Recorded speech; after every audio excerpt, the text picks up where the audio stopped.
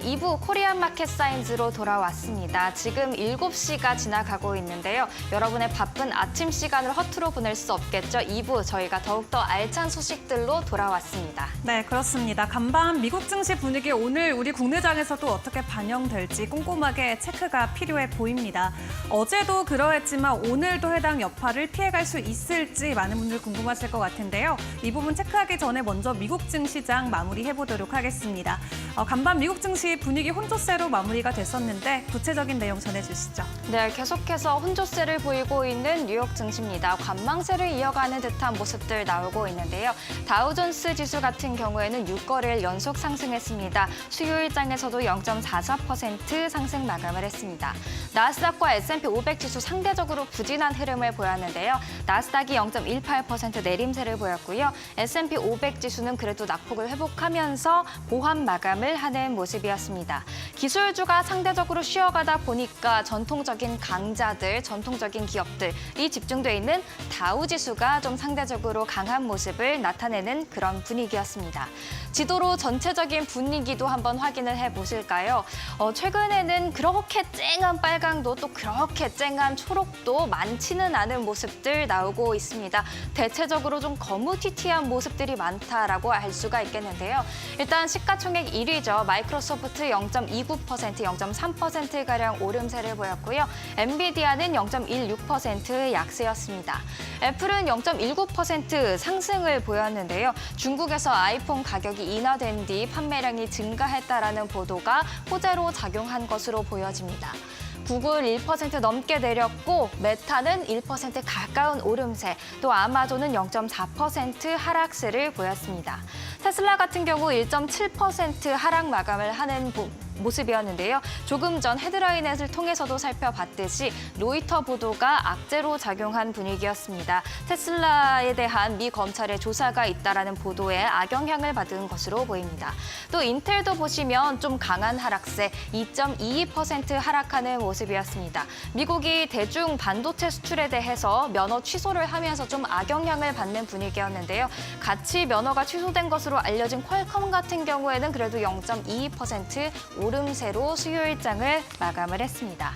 그리고 디즈니도 한번 살펴보려고 하는데요. 디즈니 검정 색깔 가까운 색을 띠고 있죠. 0.05% 정말 강보합권에서 마감을 했습니다.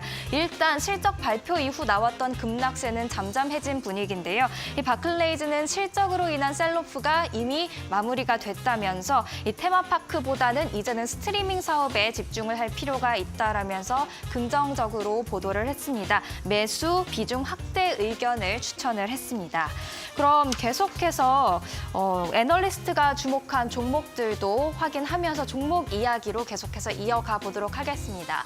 이날 애널리스트가 주목한 종목들 5가지 꼽아봤는데요. 먼저 애플입니다. 뱅크 오브 아메리카가 애플에 대한 매수 유지 의견을 제시를 했습니다. 아이패드 이벤트였죠. 렛 루즈 이후 계속해서 좋은 의견 내주면서 매수 유지 의견 유지를 하고 있고요. 모건 스탠리는 나이키에 대해서 비중 확대 의견을 유지를 했습니다. 이제 나이키의 주가가 하락 단계가 마무리가 돼 간다면 지금 이 시점에 좀 비중 확대할 필요가 있다라는 의견이었습니다. 나이키 수요일장에서 0.2% 약세로 마감을 했고요.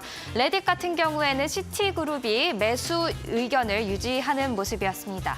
광고 매출 성장세 좋고 또 검색과 비디오도 올해 수익화가 가능할 것이란 의견을 덧붙였습니다. 전기차 업체죠. 리비안에 대해서는 뱅크 오브 아메리카가 매수 의견을 또다시 유지하는 모습이었는데요. 전략 좋고 또 리비안의 시기, 지금 분위기도 좋다라면서 계속해서 긍정적인 흐름 나타내는 모습이었습니다.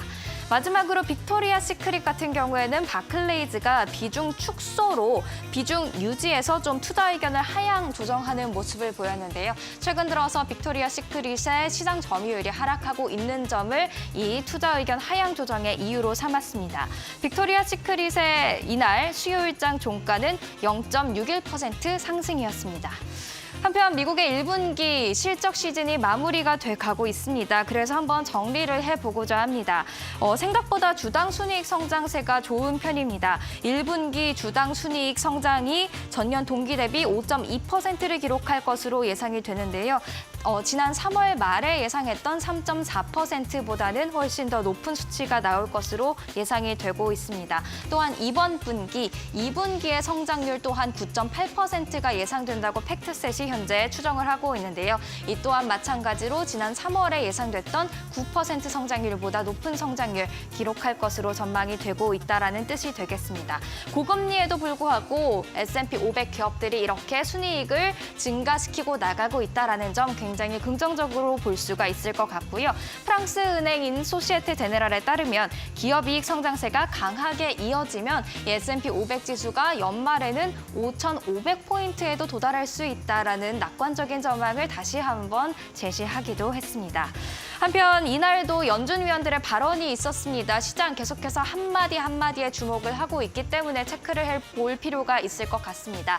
이날 무대에 등단한 인물은 수잔 콜린스 미국 보스턴 연방준비은행 총재였는데요. 인플레이션이 연준의 목표치인 2%로 충분히 움직이기 전까진 현 금리 수준을 유지할 필요가 있다라고 이야기를 했습니다. 현재 금리가 좀 적정한 상태다라는 코멘트도 덧붙였기 때문에 금리 인상에 대한 우려를 자극할 만한 발언은 아니었던 것으로 보여집니다.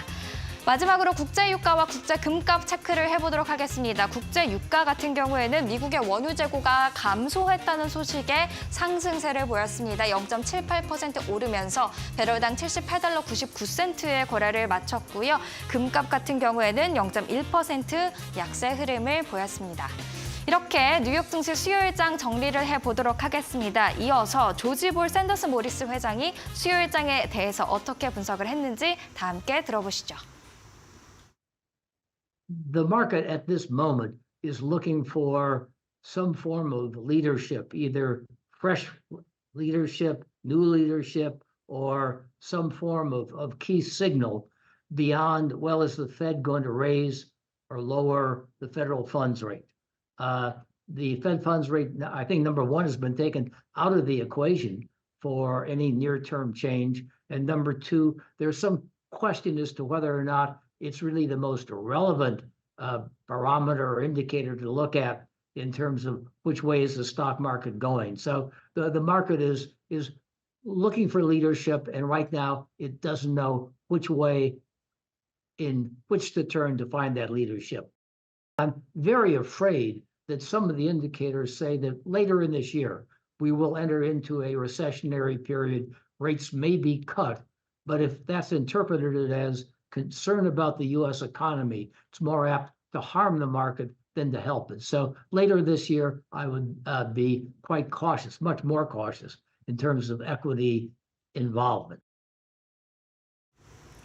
네, 전날 미국 연준에서 나왔던 보다 매파적인 발언으로 미국 증시가 혼조세로 마무리를 짓자 어제 우리 증시도 또렷한 방향성 없이 등락을 오가는 하루를 보냈습니다. 다만 코스피 같은 경우는 장 후반에 들어서면서 외국인들이 선물, 현물 쪽에서 순매수가 들어오면서 상승으로 반전을 해주는 모습을 보였는데요. 먼저 지수부터 확인을 해보도록 하겠습니다. 어제 코스피와 코스닥 모두 등락을 오갔지만 결과적으로 코스피는 0.3% 오름세 보이면서 2,745선까지 올라섰고요. 코스닥 같은 경우도 지속적인 하락을 이어가다가 장 막판에 강보합권으로 마무리를 지었습니다. 대형주 위주로의 강한 수급이 없는 상황에서 어제는 중소형주 위주로의 테마 장세가 이어졌는데요. 대표적으로 세 가지의 테마 함께 확인을 해볼 수 있겠습니다. 개별주 소식과 함께 어제 폴라리스 그룹주들이 일제히 강한 상승을 보였습니다. 이 폴라리스 쉐어테크가 엔비디아 인셉션 프로그램의 회원사로 선정됐다라는 소식이 전해졌죠. 이에 폴라리스 AI 같은 경우는 상한가에 안착을 했고요. 또 다른 그룹주들도 두 자릿수 이상의 강한 상승 흐름을 받아가기도 했습니다. 그리고 전력 쪽은 계속 좋습니다. 언제쯤 쉬어갈까 할 만큼 지속적인 가격 상승을 보여주고 있는데요. 이 AI 기대감으로 동반 상승을 했다가 전력 수요와 관련된 이 니즈가 계속해서 확인되면서 어제도 두 자릿수 이상의 상승 흐름을 관련주들이 받아갔습니다. 또 추가적으로 개별주들의 소식까지 전해지면서 비츠로테크는 24%, 세명전기는 17% 이상 올라섰습니다. 그리고 마지막으로 확인해 볼 부분은 조선 기자재 쪽이 되겠습니다. 이 글로벌 지정학적 리스크로 인해서 글로벌 해운 운임이 다시 한번 2차 상승기에 진입했다라는 기대감이 나오고 있고요. 또 관련 섹터 안에서 새로운 종목이 신규 상장되면서 전반적으로 해운주까지 분위기는 나쁘지 않았습니다. 일단 조선 기자재 쪽의 대표주들 확인을 해보도록 할 텐데요. 올해 IPO 상반기 최대어로 뽑히는 HD 현대 마린솔루션, 공모가 대비 2배 이상 올라서는 모습을 보이면서 증시에 화려하게 데뷔를 했습니다. 96%의 오름세를 보였고요. 관련해서 상상인 인더스트리 같은 경우도 두 자릿수 이상 13%의 오름폭을 키워갔습니다. 자, 그렇다면 오늘 우리 국내 증시 분위기는 어떠할까요? 개장 전에 확인해 볼 공략주들도 확인을 해보도록 하겠습니다. 크게 두 가지 이슈를 놓고 확인해 보셔야 될 것 같은데 일단 간밤 미국 증시를 흔들었던 반도체 관련주들 소식 오늘 우리 국내장은 어떻게 소화할지 체크하셔야겠습니다. 앞서 다이낸커께서도 브리핑을 해주셨지만 지금 미국 정부가 다시 한번 인텔이나 퀄컴과 관련해서 중국 쪽에 수출을 하지 못하게끔 카드를 꺼내 들었습니다. 중국 제재를 더 강화하고 있는 미국의 입장을 이해를 하긴 하지만 그럼에도 관련주들에게는 상당히 부담이 될 수 있겠고요. 이 IT뿐만 아니라 이 소프트 AI 같은 기술 같은 것도 수출 제한을 검토하고 있다고 합니다. 중요한 건 이렇게 중국을 향한 칼날이 날카로워질수록 우리가 강 건너에서 불구경하듯이 하고 있지만 결과적으로 한국이나 대만에게도 압박이 올 수 있다라는 부분이 될 것 같고요. 간밤 인텔 같은 경우는 수출 면허 취소 소식에 2분기에 가이던스가 하향 조정되면서 2% 하락으로 마무리가 되기도 했습니다. 이런 소식이 오늘 우리 국내 반도체 주에게는 또 수혜로 작용될지 반대로 압박으로 작용되면서 어느 정도 주가의 상승이 제한될지 지켜보셔야 되겠습니다. 반도체 관련해서 대표주들의 흐름 종가 현황 통해서 확인을 해보겠습니다. 어제 좀 엇갈린 모습이 나왔었죠. 삼성전자가 보합권으로 마무리를 지었습니다. 지난 4월에 86,000원까지 장중에 올라주는 모습을 보였는데 다시 한번 오름세를 보여줄 수 있을지 지켜보셔야 될 것 같고요. SK하이닉스 지난 1년 동안 100% 넘는 상승을 거의 보였습니다. 지금 17만 8,000원에 어제 마무리가 됐었는데 20만 닉스에 들어갈 수 있을지 오늘 반도체주 흐름도 함께 파악을 해보시죠. 이어서 두 번째 이슈 보도록 하겠습니다. 어제 시간의 거래에서 관련주들이 상한가를 간 이슈를 선정을 했습니다. 나 혼자만 레벨업, 웹툰으로 시작을 해서 지금 애니메이션 그리고 게임까지 출시가 되면서 관련주들이 지속적으로 고공행진하고 있습니다. 어제 글로벌 출시를 했고요. 여러 국가에서 현재 앱스토어 1위를 했다고 합니다. 글씨가 잘 보이지 않을 수도 있지만 대한민국과 일본 그리고 미국, 대만으로 확인되고 있는 앱스토어에서 상위 1위에 나 혼자만 레벨업이 모두 이름을 올리고 있습니다. 어제 글로벌 정식 출시를 했는데 지금 나 혼자만 레벨업 같은 경우는 글로벌적으로 누적 조회수가 143억 뷰를 기록하면서 굉장히 인기가 있는 IP입니다.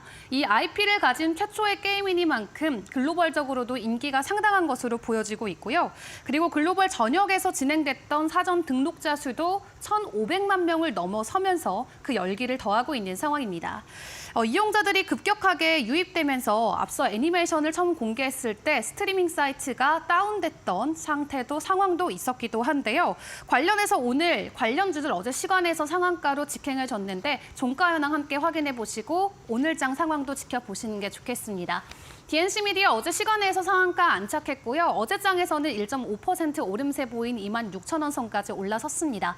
넷마블 같은 경우는 어제 더 강한 상승을 보였는데 4.6% 상승하면서 6만 원 선에 맞췄고 지난 일주일 동안 넷마블도 10%의 가격 상승을 보였습니다. 오늘 추가적으로 가격 상승 나올 수 있을지 지켜보시죠. 여러 가지 이슈들 오늘도 우리 증시에 있습니다. 지속적으로 순환매 테마 장세가 이어지고 있는데 오늘 관련주들의 흐름 또 어떻게 나올지 이데일리 TV와 함께 장중 전략도 세워보시길 바라겠습니다.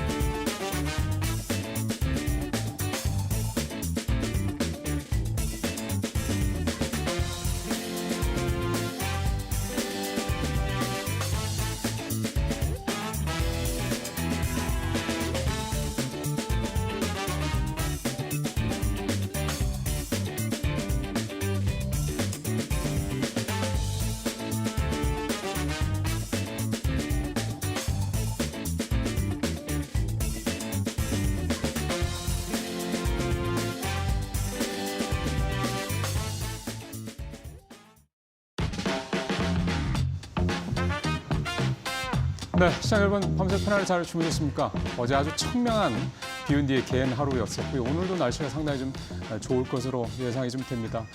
모처럼은 좀 선선하면서도 이런 청명한 날씨 좀 충분히 즐기시길 바라겠습니다. 오늘 준비한 뉴스 하나하나 또 풀어가 보도록 하겠습니다. 첫 번째 소식은 이들이 증권면에 나온 소식입니다. 반도체 봄이 왔다 눈높이 올리는 증권가.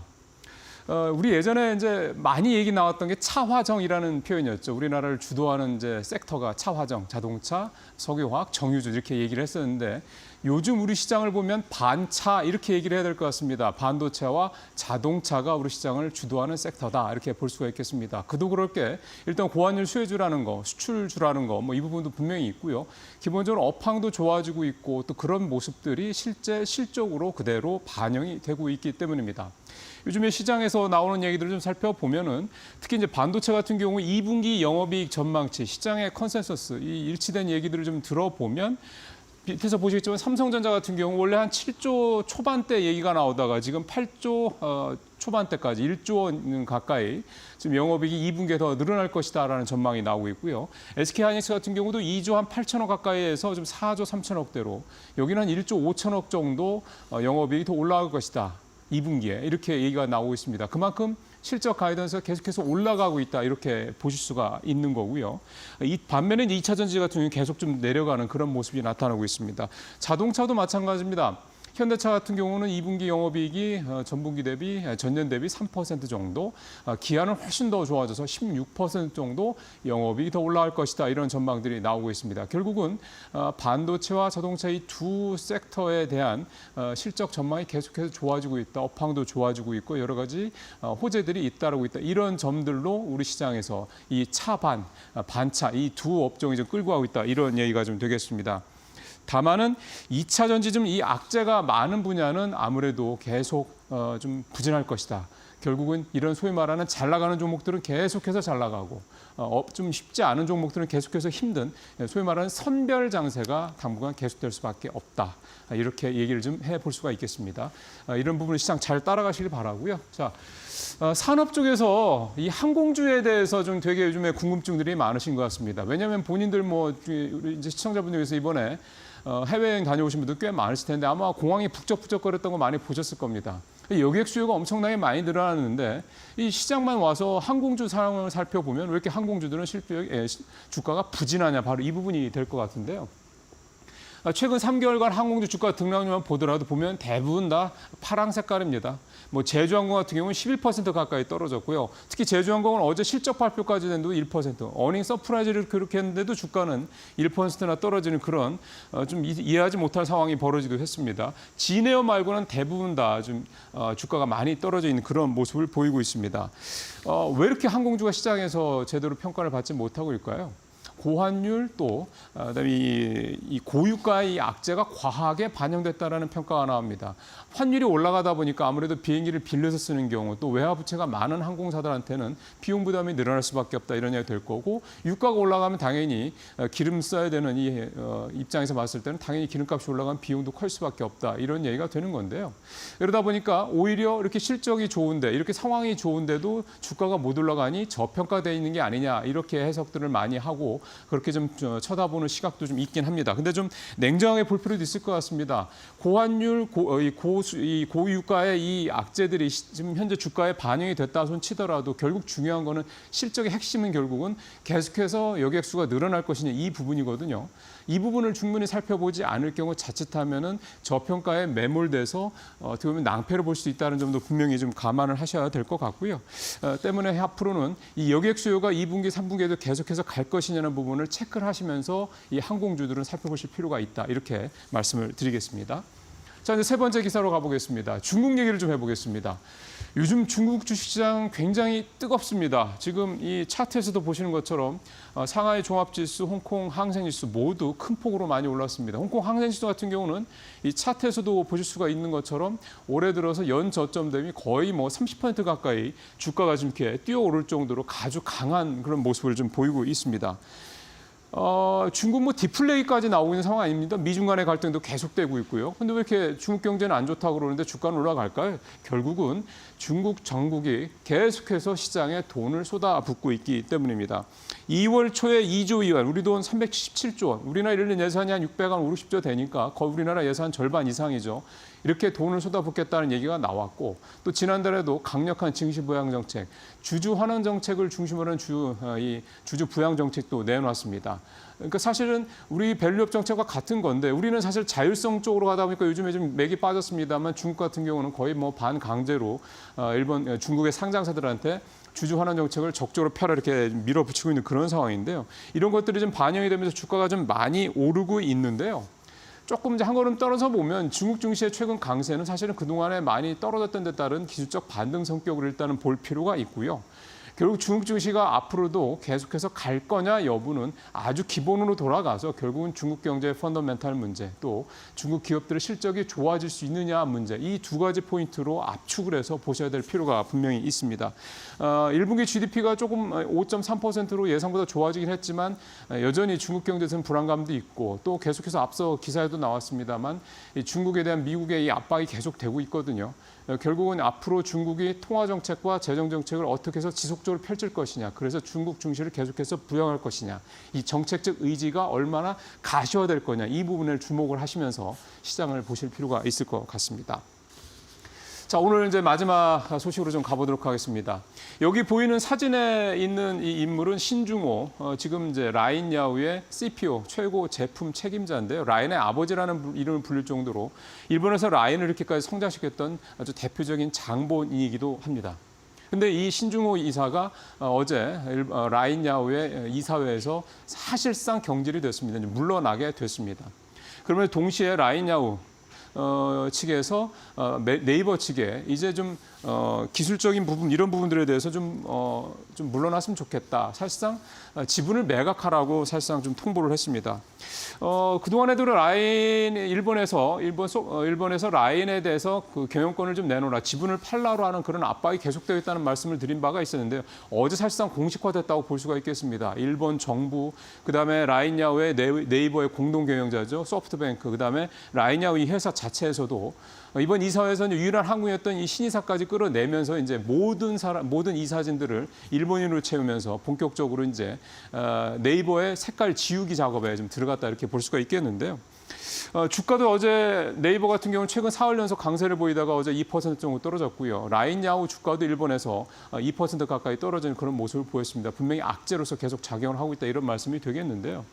우리 정부나 네이버 측의 입장을 보면 조금 모호합니다. 5일 전에 실적 발표 때 네이버의 이 최수영 CEO 같은 경우도 얘기하는 걸 들어보면 지분 매각이나 뭐 이런 쪽보다도 사실은 좀 중장기적인 차원에서 네이버의 어떤 그런 전략적인 측면에서 보겠다 이런 얘기를 했고 정부도 계속 말로는 뭐 좀 압박을 하겠다, 내기를 하겠다 이렇게 하면서도 좀 뚜렷한 어떤 그런 아주 굉장히 좀 강한 그런 어떤 뭐 압박을 하고 있는 그런 상황은 아닙니다. 결국은 이런 식으로 가다 보면 우리가 기껏 키운 이 라인이라는 좋은 회사가 일본에 좀 뺏기는 일본 뭐 기업이나 정부에 뺏긴 이런 상황이 실제 현실화될 수도 있다. 이런 점들이 조금 현재 네이버의 큰 또 악재가 되고 있다. 이렇게 볼 수가 있겠습니다. 자, 오늘 이 소식으로 마지막으로 해서 마치도록 하겠습니다. 고맙습니다.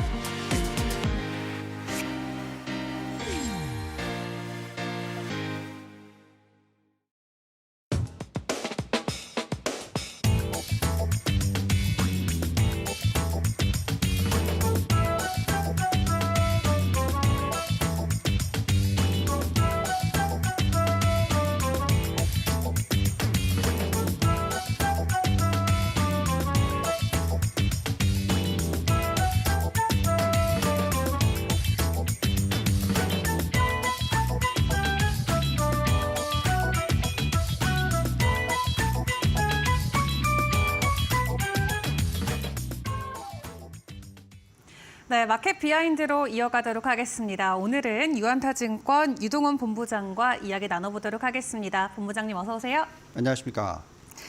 네, 일단 미국 증시가 두 거래일 연속으로 좀 보합권에 머물러 있습니다. 처음에 고용지표 발표할 때까지만 해도 시장 분위기 좋았는데 그 뒤로 나왔던 연준 의장들의 발언이 엇갈리면서 시장이 계속 눈치 보기를 이어가는 것 같아요. 상승 동력이 이대로 약화되는 걸까요? 글쎄요. 어떻게 해석하냐에 따라서 틀리겠지만 좀 긍정적으로 보시는 게 좋을 것 같죠. 왜냐하면 시장이 1월부터 3월까지 상당히 좋았지 않습니까? 네. 그렇기 때문에 좀 쉬어줘야 되는 그런 구간이 필요했었는데 그게 실질적으로는 지금 굉장히 짧게 들어왔어요. 뭐 보시면 이제 4월 달 그리고 5월에 들어서는 뭐 거의 지금 보합이나 아니면 빠진 부분에 있어서 상당 부분을 되돌리는 모습을 보여줬었죠. 네. 그래서 되돌리다 보니까 이제 더 못 올라가니까 주춤하냐 이런 질문을 하시지만 사실 올해 연초 대비해서 S&P 500이 얼마나 올랐냐면 지금 7% 이상 올랐습니다. 겨우 뭐 5개월도 안 된 기간, 4개월 동안에 이 정도로 올랐다면 좀 만족을 하시는 것도 나쁘지 않다라는 말씀을 드리겠고요. 그렇다면 이제 오늘 짚어드려야 될 부분은 그러면 언제 시장이 더 추가로 올라갈 것이냐 하는 부분에 있어서는 꾸준히 앞으로는 올라가는 추세를 보여줄 수 있을 것 같다라는 말씀을 드릴게요. 지금 올라와 있는 이 지표를 보시면은 미국 증시의 지난주의 흐름이 플러스로 나왔죠. 이게 좋은 모습입니다. 왜냐하면 지난주도 그렇고 지지난주도 그렇고 주 초반에는 하락하는 모습을 보여주다가 주 후반에는 반등을 하는 모습 보여주고 있고요. 또 이번 주도 마찬가지죠. 별로 못 오르다가 주 후반으로 가면서 오를 수 있을 가능성도 충분히 있습니다. 지난 연초 대비해서 여기 숫자 보시면은 나스닥 같은 경우에 뭐 7.6%, S&P 500 뭐 7.5% 이렇게 상승을 하고 있는 모습이 나오고 있어서 그러면 어떻게 하면은 이 숫자들이 더 높아질까? 네. 이 부분을 봐야 되겠는데 두 가지 요소로서 저희는 봐야 될 것 같습니다. 우선은 고용 시장이 어떻게 되느냐에 따라서 금리의 어떤 방향성을 보면서 판단해야 되겠고요. 또한 이 GDP 성장률이 얼마나 안정적일 건가 이 두 가지를 보면서 판단해야 되겠는데 왜 그러냐면 지수를 끌어내릴 때 뭐라고 얘기했죠? 1, 4분기가 스태그플레이션이었다. 즉 인플레이션이 예상보다 높게 나왔고 GDP 성장률은 예상보다 낮게 나왔기 때문에 걱정들을 하셨는데 이제 앞으로 데이터를 확인하면서 그 반대 현상이 나타난다면 시장을 더 끌어올릴 수가 있겠죠. 그래서 지금 비농업자 고용자 수를 보시면은 이 숫자가 예상치보다 낮게 나왔습니다. 물론 그 전달 숫자가 너무 예상치보다 높게 나와서 이게 숫자를 좀 마사징하는 게 아닌가라는 얘기도 있지만 더 중요한 것은 아무래도 이 시간당 임금 상승률인 것 같아요. 이 숫자가 지금 드디어 앞자리 수가 바뀌어서 3자가 나오고 있어요. 즉 그만큼 이제 인플레이션을 자극하는 임금 상승률은 아닌 것 같다라고 생각이 들고요. 전체 임금 상승률로 계산을 하더라도 계속해서 지금 파란색 선을 보시면 계속 지금 빠지고 있죠. 네. 저게 이제 전년 동기 대비의 숫자인데 고점을 찍고 계속 빠지는 모습이 나오고 있고요. 오렌지색 선이 더 중요한데요. 이게 이제 전달 대비해서 숫자를 연간 환산한 수치인데 앞자리가 2입니다. 예. 그러면 이 정도 숫자를 가지고는 저희가 볼 때 인플레이션이 아주 극한 숫자가 나오지 않을 것 같습니다. 지금 제이미 다이먼 JP모건 CEO가 하는 얘기처럼 뭐 금리가 8% 가야 된다. 말이 안 되는 것 같고요.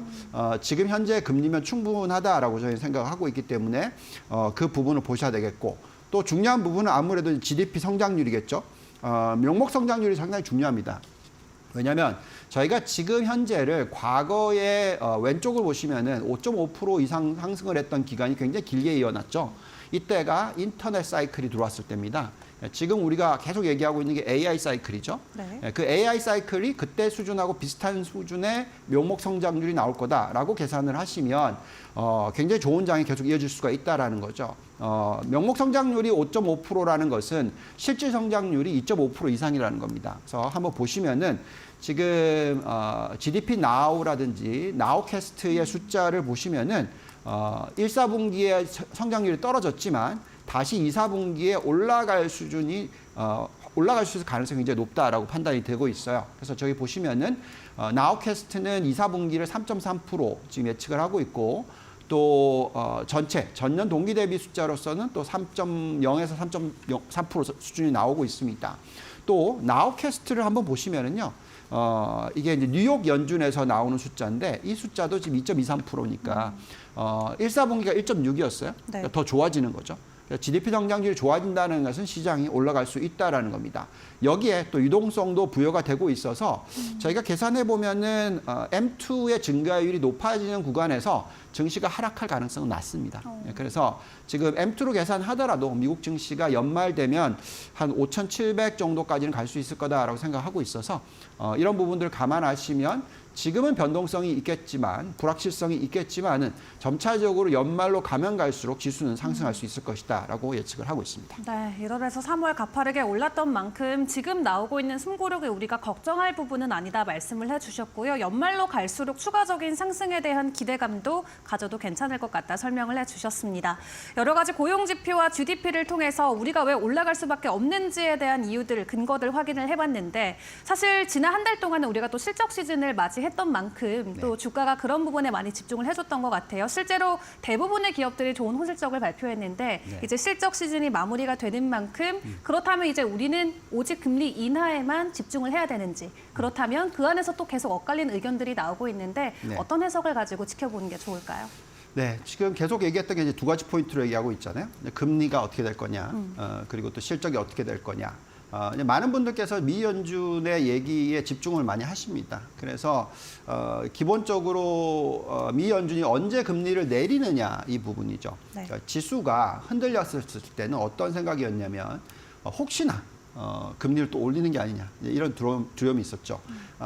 그 10년 국채 금리를 보시더라도 많이 내려갔었을 때가 이제 4%대 초반까지 내려갔었지만 계속 올라가면서 5%를 뚫는 게 아니냐 뭐 이런 걱정을 하셨고 그런 얘기가 나왔었을 때는 이제 미 연준이 금리를 추가로 올릴 게 아닌가라는 걱정을 했었어요. 그렇지만 이제 5월 2일 날 FOMC 미팅이 있고 나서 파웰 의장이 어떻게 보면은 이제 세기를 박았죠. 금리 올릴 일은 없다. 대신에 이제 천천히 떨어뜨릴 것 같다라는 이제 의견이 이제 커지고 있습니다. 자, 그래서 지금 여기에 나오고 있는 이 미 연준의 금리 인하에 대한 속도에 있어서 올해 한 2차례 내지 3차례 정도 내려줄 거다라고 지금 예측이 되고 있어요. 보시면 이제 9월 달에 금리를 한번 내려주고, 뭐 예를 들어서 12월 달에 한번 더 내려주면 2번이죠. 아니면 뭐 7월 달에 내려주고, 9월 달에 내려주고, 12월 달에 내려주고, 이런 식으로 가면 한 3번 정도 내려줄 수 있겠고요. 그래서 저희가 생각할 때는, 금리를 내려주는 추세만 나와도 시장은, 괜찮을 것 같다는 생각이 듭니다. 자, 이 부분에 있어서 그럼 금리를 왜 내려줄 수 있느냐 하는 부분에 있어서는 우리가 보면은 이제 근원 인플레이션이라는 게 가장 중요하죠. 근원 PC 인플레이션이 가장 중요합니다. 미 연준이 그 숫자를 보고 있는데 여태까지 이제 어떻게 걱정을 했었냐면 1, 4분기에 PC 인플레이션 숫자 전체 큰 그림으로 나왔었을 때가 2%대에서 3%대로 확 튀어오르는 모습을 보여줬기 때문에 걱정들 하셨어요. 근데 지금 월간 단위로 계산을 하시면은 지금 PC 인플레이션 3월 숫자가 어떻게 나왔냐면 2.7% 그리고 뭐 근원 뭐 2.8% 이 정도 숫자입니다. 그래서 여전히 3자 밑이고요. 그렇기 때문에 앞으로 나오는 이 인플레이션 숫자는 앞자리가 계속 2자로 보일 거다라는 거죠. 그래서 지금 여기 보시면은 이제 알파 매크로에서 나오는 인플레이션 숫자 예측치인데요. 보시면 사실 그렇게 높지가 않죠. 네. 오른쪽 끝을 보시면은 2% 미만의 숫자가 지금 예측이 되고 있어요. 그렇다면 저희가 생각할 때는 앞으로는 이제 금리가 더 이상 올라가기보다는 그래도 하향 안정화될 것 같다라는 생각이고요.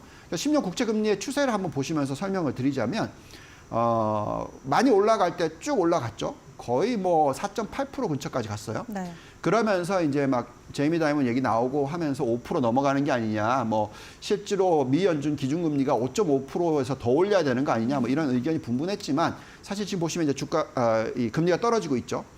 정확하게 지금 현재 시점에서 4.5% 수준입니다. 그래서 좀 떨어지고 있고요. 앞으로 2차례 정도 내려준다라는 금리, 미 연준 기준금리라면 저 금리도 한 0.5% 정도 떨어질 수 있다. 현재 4%대 중반이니까 아마도 연말이 되면은 이제 4%대 근처 정도로 10년 국채 금리가 떨어진다라고 계산하게 된다면 모든 어떤 분석으로 있어서 적절한 가치를 계산했었을 때 미국 증시의 매력도가 충분히 생길 수 있다라고 말씀을 드릴 수 있을 것 같습니다. 금리 인하 자체도 뭐 많게까지는 세 차례까지도 우리가 기대해 볼 수 있고 10년물 국채 금리 또한 오늘도 4.5% 정도 수준에서 마무리가 됐는데 추가적으로 더 연말까지 내려갈 수 있는 부분 지켜보시면 좋을 것 같습니다. 자, 미국 증시 분위기 함께 이야기를 해봤고요. 우리 바로 옆 나라인 중국 쪽의 상황도 확인을 해보겠습니다. 사실 글로벌 증시가 굉장히 강할 때 우리 증시가 상대적으로 약했지만 그럼에도 중국은 우리보다 더 힘들 거야. 약간 위안을 삼으면서 지켜봤었는데 네. 조용하게 확실히 강하게 또 올랐더라고요. 중국 증시 분위기 최근 들어서 많이 반전이 되고 있는 것 같습니다. 중국 쪽의 투자 온기는 어떻게 보세요? 단기적으로는 굉장히 좋습니다. 물론 계속해서 우리가 말씀을 드리고 있는 부분이 장기적으로 봤었을 때 앞으로 이제 3년 내지 5년으로 봤었을 때 네. 일본이 경험했던 1980년대 이런 모습으로 갈 가능성이 충분히 있다. 왜냐하면 부동산 부분에 있어서의 어떤 걱정들을 얘기를 하고 있어요. 자, 그렇지만 어쨌든 단기적으로는 미국의 어떤 여러 제재가 있는 가운데서도 중국 정부가 쓸 수 있는 카드가 남아 있습니다. 뭐 예를 들어서 금리를 내려준다든지 지준율을 더 인하한다든지 유동성을 풀 수 있는 부분들이 있어요. 그리고 또 기업들은 그 유동성을 가지고 예를 들어서 뭐 환율이 아무래도 절하가 되는 모습이 나오니까 이 힘을 얻어서 수출 단가를 낮추면서 경쟁력을 또 유지시키는, 그래서 달러를 벌어들이는 그런 효과를 가지고 올 수도 있습니다. 그래서 이제 큰 그림으로 말씀을 드리자면 여전히 중국에 있어서는 장기적으로는 부정적인 시각을 가지고 있습니다. 그렇지만 단기적으로는 컨센서스가 최악이지만 저평가로 나타나는 숫자가 지금은 확인이 되고 있고요. 또 적극적인 부양 정책이 통화 정책과 재정 정책에서 나타난다라고 보시면 되겠어요.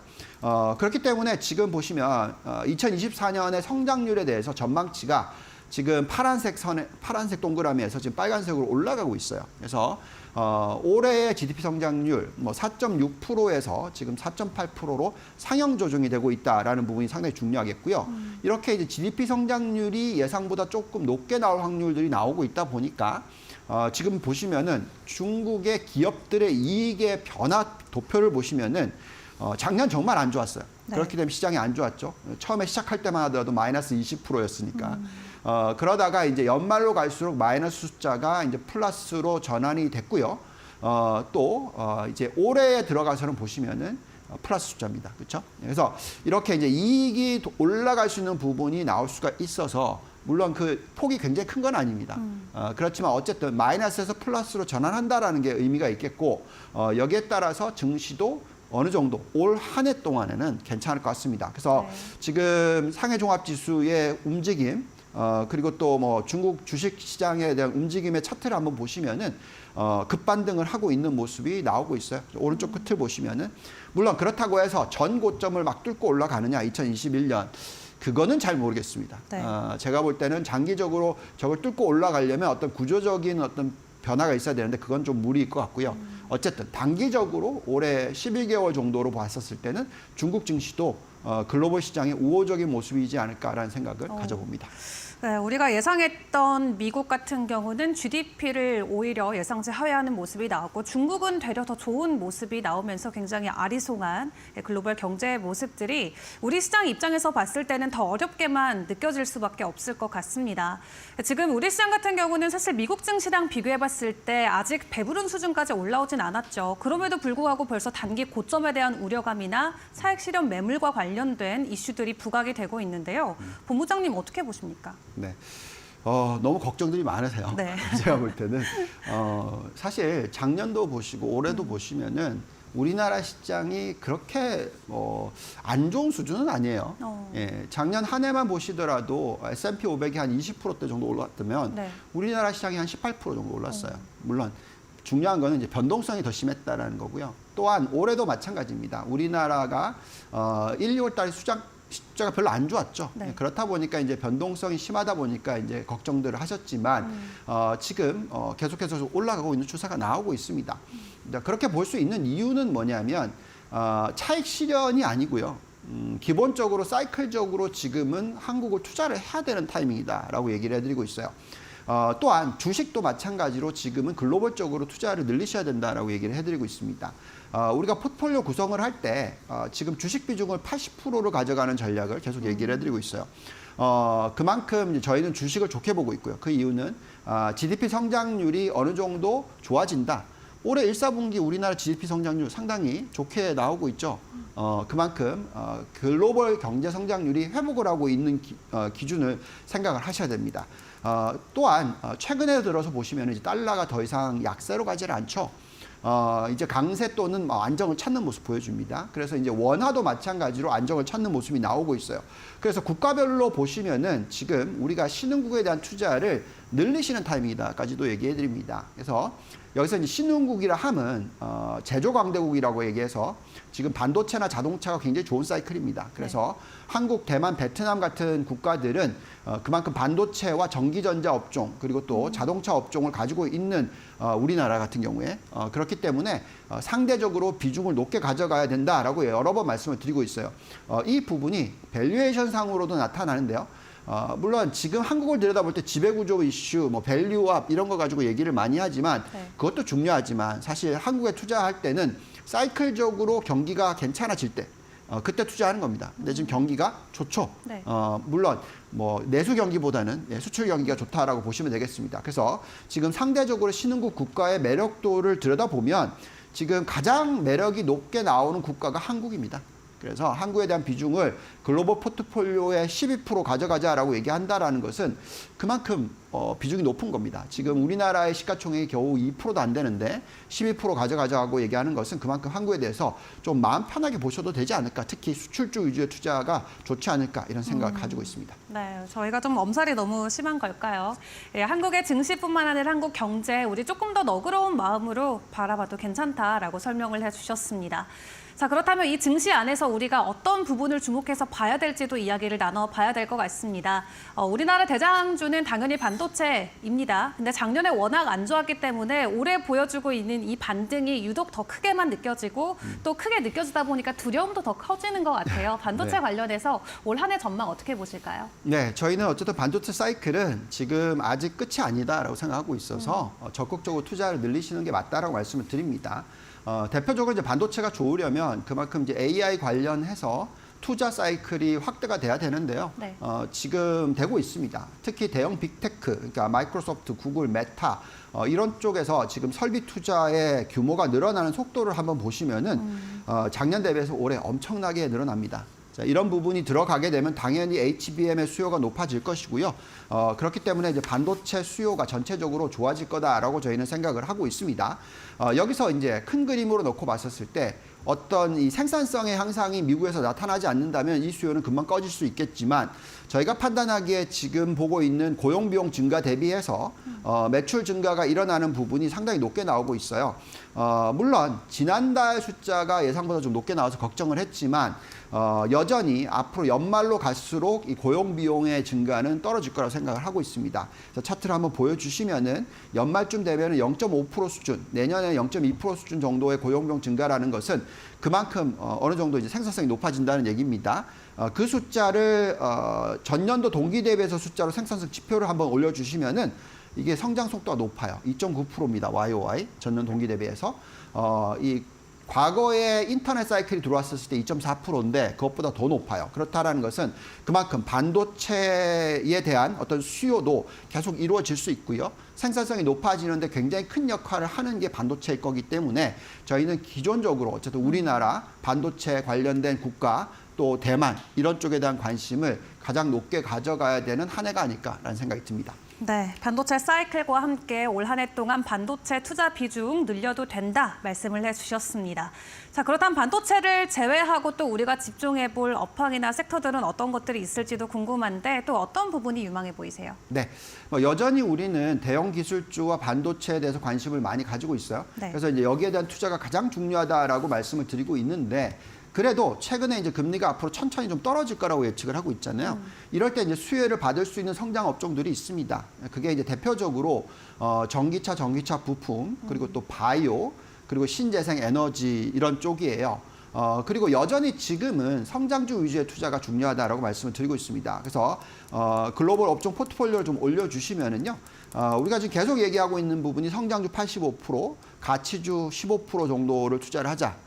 그리고 여전히 IT, 반도체, AI 관련주의 투자에 초점을 맞추는데 그 이외의 성장주인 전기차와 바이오, 신재생 에너지에 대한 비중을 좀 더 늘리는 그런 전략을 얘기를 해드리고 있습니다. 특히 이제 기준금리 인하가 나오게 되면 그런 모습이 나올 것 같고요.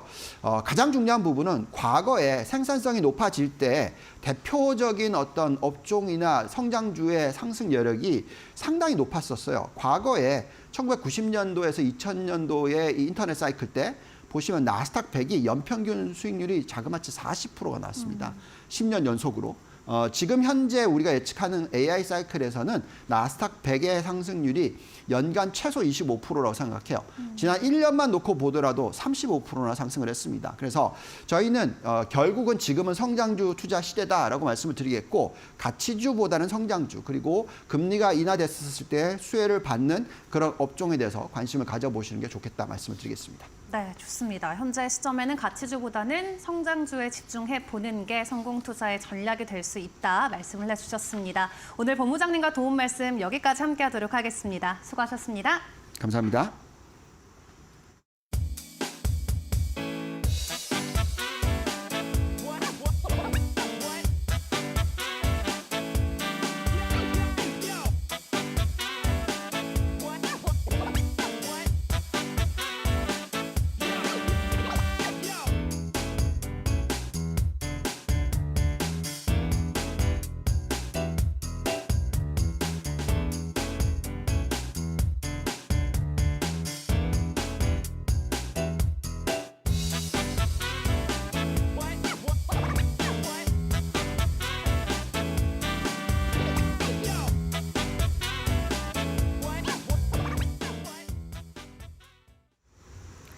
이부 코리안 마켓 사인즈도 알차게 준비를 하다 보니 벌써 시간이 다 됐습니다. 네, 너무 아쉽다는 피디님의 이야기가 들리는데요. 저희는 내일 또 다시 알찬 내용들로 돌아올 예정이죠. 네, 그렇습니다. 오늘 우리 국내 증시 또 개별주 위주로 혹은 종소형주, 테마주 위주로도 순환매가 나올 수 있을지 지켜보셔야 될 것 같은데요. 여전히 여러 기업들의 실적 발표를 앞두고 있는 만큼 개별주 위주의 소식들도 잘 챙겨보시길 바라겠습니다. 그럼 저희는 오늘 준비한 소식 여기까지 마무리하도록 하겠고요. 내일 더 좋은 소식으로 인사드리도록 하겠습니다. 오늘도 함께해 주신 여러분 고맙습니다.